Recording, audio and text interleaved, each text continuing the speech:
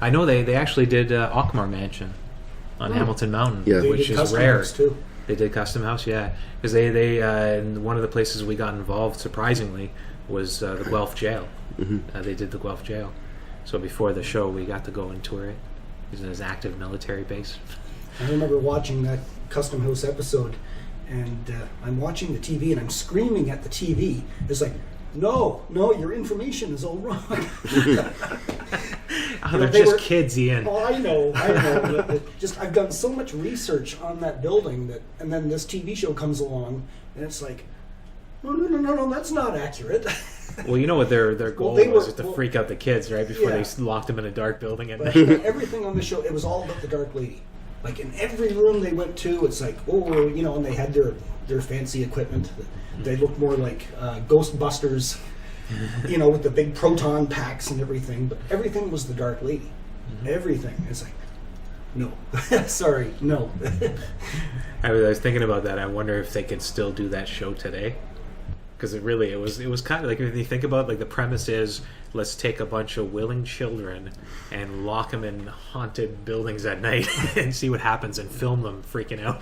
You know what they should do? They should take all the kids that are goofing around disrespectfully with Ouija boards and be like, hey, you want to have a paranormal experience? Or take all you guys and lock you in this haunted place. Be disrespectful. See how fun that is. I was going to say, there you go. That's the reboot.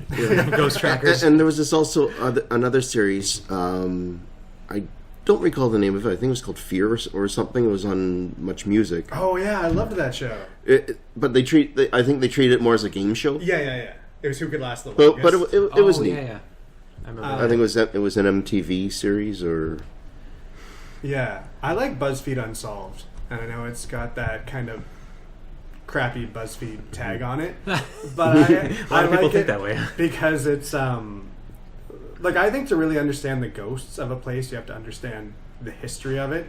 Because I like going into a place and you can just say, "Oh, this place is haunted," but okay, why could it potentially be haunted? Well, because of this and this and this. Okay, that's fascinating. That lends credence to it, I think. And the shows when they go to visit a location, half of it is just the history of the place. They'll talk about it and explain why there might be ghosts, and then there's the investigation.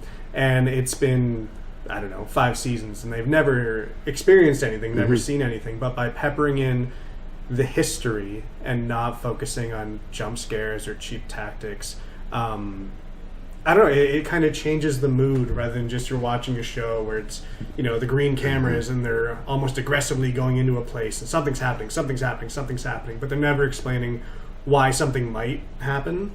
And I think they did actual investigations on this, like paranormal investigations. Yeah. There's 5 seasons. They've never been to Canada. I wish they would come to Niagara-on-the-Lake, but yeah, they do like the Queen Mary and all the penitentiaries, and then they go to England for a bit. And one of them, it's 2 hosts, and one of them is a complete skeptic, doesn't believe in ghosts or the paranormal at all. And one of them completely believes, has never experienced it, but is terrified of it. So they go in with that kind of almost a debate going on, and they'll pick a location per episode, and they'll explore the history of it. And it'll be a little bit of history, a little bit of exploring, a little bit of history. So say, they'll talk about a certain cell block of a prison, and this is who they housed here, this is why people say it's haunted, these are a couple things people have said that they've seen, and then they'll just walk around it. And again, nothing has happened, but having the history behind it when you're watching it and understanding why something might happen is scarier than just sensationalism. Like, oh, you're the luckiest person in the world. 20 paranormal things have happened in this 20-minute episode. Just like last week that happened to you. Instead of the 10 weeks it takes to actually get even one experience. Yeah. But so do you think, just opinion, everybody at the table here, do people watch these types of shows for the experiences or for the information? What do you think about that? Like for the ghost stories or for what might happen to the people on the show? My answer to that is a little biased because everybody who I have asked that question to is involved in paranormal research somehow. So it's a completely biased answer that they're going, no. For the info. They're going for the entertainment value of it. Yeah, like the history, the ghost stories themselves, and not like. And I agree with you 100%. That's always been because I couldn't do it personally. Like I started out with Haunted Hamilton. We were a paranormal investigative group. We went around to different places and did investigations. And every time we were there, I just want to go home. Like I got the information. I talked to the people about their stories, and then for the rest of the night, like 5-6 hours, you just walked around and looked at things. And I was like, "What the hell are we doing?" Yeah, I was like, I want to go. I want to write the stories out for people. Yeah. That's how it actually works. Yeah. You go into a place, you sit down quietly in the corner for hours. But you love that. You wait for something to happen. I do. You love that. So I guess it but takes a then certain it's because mindset. I understand. That's what it's actually about. It's not about having ghosts coming flying out of the walls. So then, more for you. Then you might enjoy. Do you enjoy seeing other people doing the investigation? Because then you might make that aspect better. Yeah, I mean, I do enjoy watching these shows on TV, strictly for the entertainment value. But I've my paranormal team. We've joined up with other groups here and there to do investigations, and I love seeing the other people sit quietly in the corner, waiting for something to happen. Okay, so it's like both aspects kind of capture you. Yeah. Because I know you and Trudy are very much into that. Because you sent me the clip, which I don't think is the one Haunted Hospitals. Yeah. Because I asked. Just quick background. Haunted Hospitals is a show on T&E. Is that what the station? Yes. Yeah, so they did a bunch of episodes. One of them was supposed to feature St. Michael's Hospital in Toronto. Ooh, okay. And they had contacted me before the show was to air and asked me about ghosts there, a nun named Sister Vincenza. And Sister Vincenza was a kindly nun from the 1940s, 1950s. She worked in the maternity ward. Doctors respected her and listened to her. Nurses respected her. Infant mortality was lower in that hospital just because of her. So this was a saintly woman. And they started asking me about, does she appear in front of people without her face? And she like scares people. And I was like, no, it's the opposite. I mean, people see the kindly nun in the corner of the room, and after they're told it's a ghost, they feel calm by it. And the nurses love having her there. They never called me back. So I asked a bunch, including you, Ian, if you see that episode, because I don't usually watch the show, send it to me. So you sent me one. It wasn't that. It wasn't the same one. No, unless they decided not to go. Because you said it is. They said it was a Toronto or Southern Ontario hospital. Yeah. Yeah. Which normally they do America. That I don't know. I actually didn't see sure. the episode myself. It was Trudy. Yeah. And she said, here's the one that Daniel was talking about. But I watched it, and it was more about a man. Like they were seeing a man, and like no offense to, I mean, you guys love that stuff, but I had to watch it in 2 times speed because I couldn't do it. It was so, for me, it was so over the top because it wasn't investigative. It was storytelling, and that's what I love. And it's just everything was like they drag out. So a woman saw an elevator door open, and then it closed by itself, and they dragged out that story for 15 minutes. And I was like, what the hell?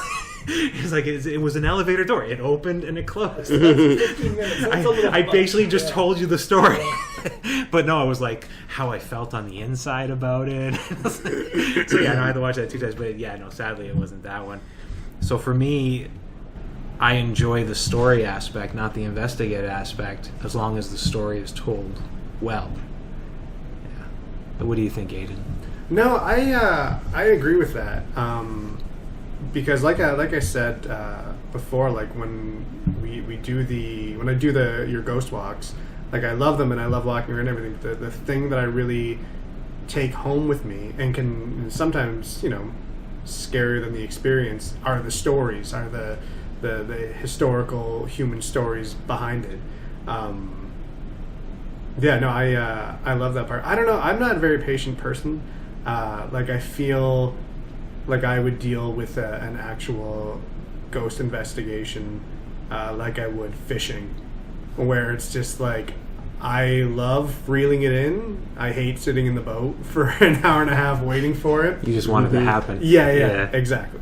No, I get maybe that's one of the reasons I got focused in on hearing other people's stories, because I cut out all the time it took them to get to that.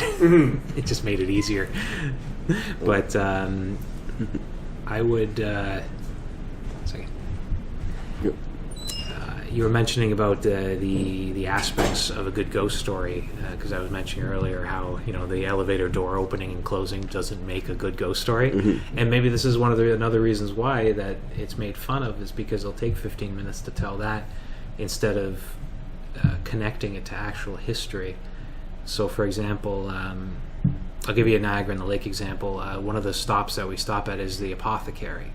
So it's the old place where they had the medicine, like a pharmacy, basically. And many locals have walked by the building at night, and when they looked inside, they'd see a man standing in the empty, closed building in the back. They said he was wearing a top hat. They said it was a full-figured apparition where they could actually make out the guy's face. So many of them have said that they believe it's a guy named Judge Edward Campbell. So I always say, he's a judge. He was in the courthouse, which was across the street. And I tell the groups for timing purpose that, why he's in the Apothecary, we're not 100% sure. And it's only for timing reasons, but really I should change that because we actually know, like, a piece of history that's not well known is that he used to have an office in the building that was on the same land where the Apothecary is today.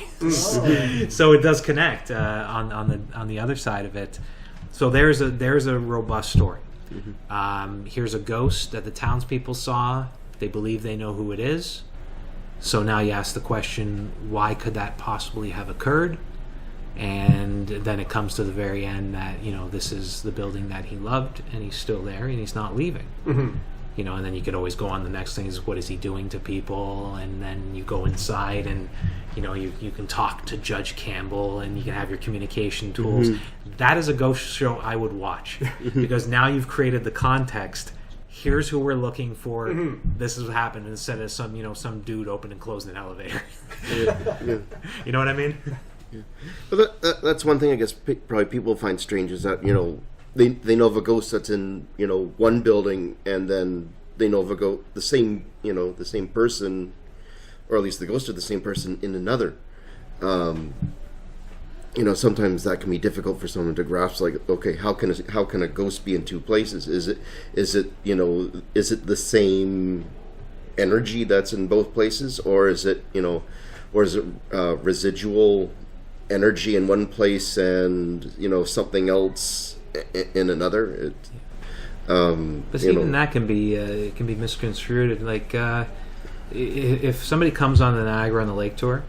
And we take them around, we tell them the stories, we connect it to the history. Because Niagara Lake is one of the few places that you can actually connect some of the ghosts directly to the history of the building. So it's a perfect, progression from one end to the other. And the only way that a skeptic could not believe the story is only by calling bullshit on the person who experienced it. That's the only way you can deny it, is saying, okay, the person who told you what happened to them was straight out lying to you. Because if you believe that person, then there's no doubt that there's something that exists inside there. Like, I think what I guess links it to be the judge in the courthouse is, if I can recall what's in the story, is that I guess the people currently in the office like to have the temperature down low, and then they find that the temperature is raised back up again. Because I guess the judge passed away from pneumonia or some sort of sickness. That was a great story until we removed it. Oh, we didn't want it because we were talking about, like, the guy who experienced it didn't want to be mentioned anymore, so we respected that. But basically, and I won't say any names, but yeah, you're right. So the idea was that the temperature was raised down because the guy liked it to be cool in the building, like especially in the summertime, and the thing went up on its own. He blamed the employees, saying they were messing with it because they didn't want it to be cold. So he at one point put a lockbox over the thermostat, and he had the only key, yet it still kept going up. So then he he's a believer in this stuff. He's not a skeptic. He brought in paranormal investigators into the building. This was years ago, and they did the research, and that's when they found the story of, again, Judge Campbell, the guy from the Apothecary, who was in that building.